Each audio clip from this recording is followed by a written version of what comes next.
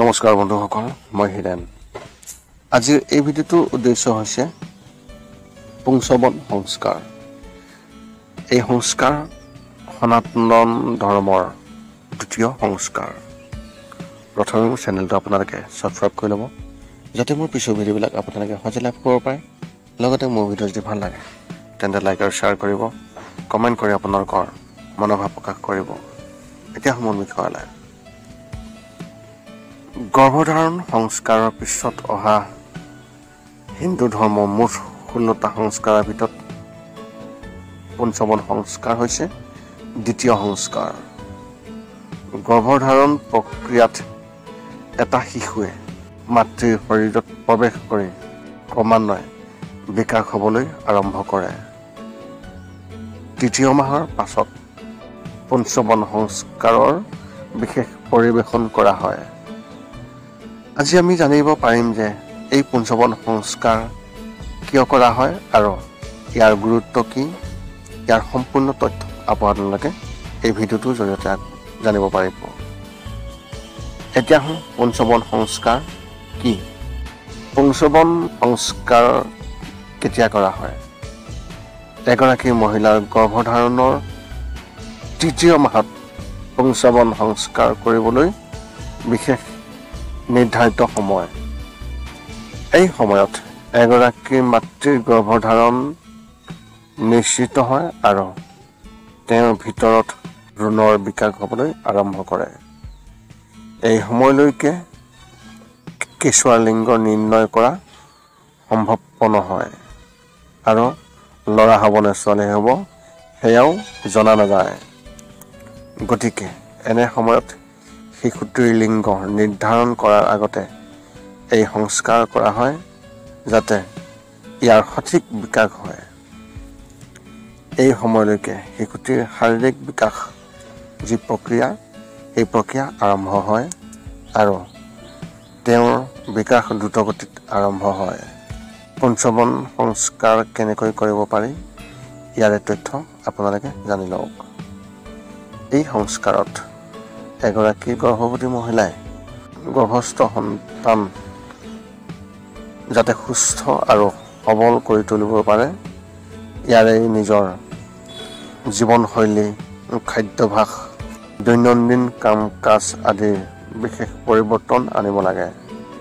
ইয়াৰ বাবে মহিলাগৰাকীয়ে নিজৰ খাদ্যাভ্যাসৰ প্ৰতিও বিশেষ গুৰুত্ব দিব লাগে, যাতে শিশুটিৰ সঠিক বিকাশ ঘটিব পাৰে।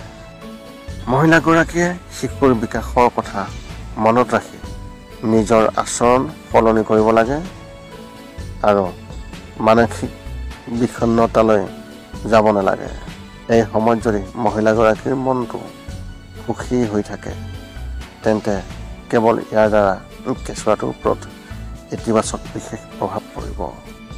ইয়াত মহিলাগৰাকীক মন্ত্ৰ আদিও জপ কৰা হয় আৰু যাৰ প্ৰভাৱ তেওঁৰ গৰ্ভস্থ সন্তানৰ ওপৰত পৰে। এই সকলোবোৰ কাম কেৱল পুংসৱন সংস্কাৰৰ সময়তহে এই নিয়ম পালন কৰা হয়। পুত্ৰ সন্তান জন্ম দিয়া এই পুংসৱন সংস্কাৰৰ জৰিয়তে, অৰ্থাৎ এই অনুষ্ঠানটো বিশেষভাৱে আয়োজন কৰাৰ উদ্দেশ্যই হৈছে এই মহিলাগৰাকীয়ে এজন পুত্ৰ সন্তান জন্ম দিবলৈ বিশেষ প্ৰয়াস কৰা।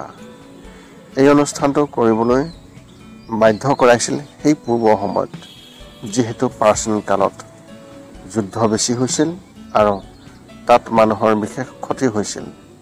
সেয়েহে এনে সময়ত দেশ আৰু সমাজৰ বাবে যুঁজ দিবলৈ পুত্ৰ সন্তান জন্ম দিয়া নাৰীক ভাগ্যৱান বুলি গণ্য কৰা হৈছিল।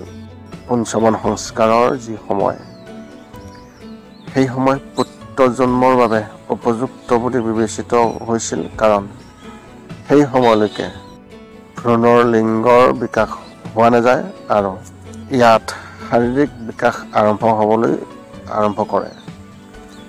এনে সময়ত মহিলাগৰাকীৰ সুনাকৰ ফুটাৰে নিষিদ্ধ ঔষধ থকা পদাৰ্থ এটা সুমুৱাই দিয়া হৈছিল, যাৰ ফলত শিশুটিৰ ভিতৰত পুৰুষৰ প্ৰজনন অংগ গঢ় লৈ উঠিছিল।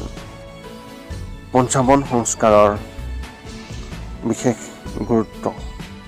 পঞ্চবন সংস্কাৰ সম্পাদন কৰাটো সৰ্বোচ্চ গুৰুত্বপূৰ্ণ, কাৰণ শিশুৰ শাৰীৰিক বিকাশ কেৱল মাতৃৰ ওপৰত নিৰ্ভৰশীল।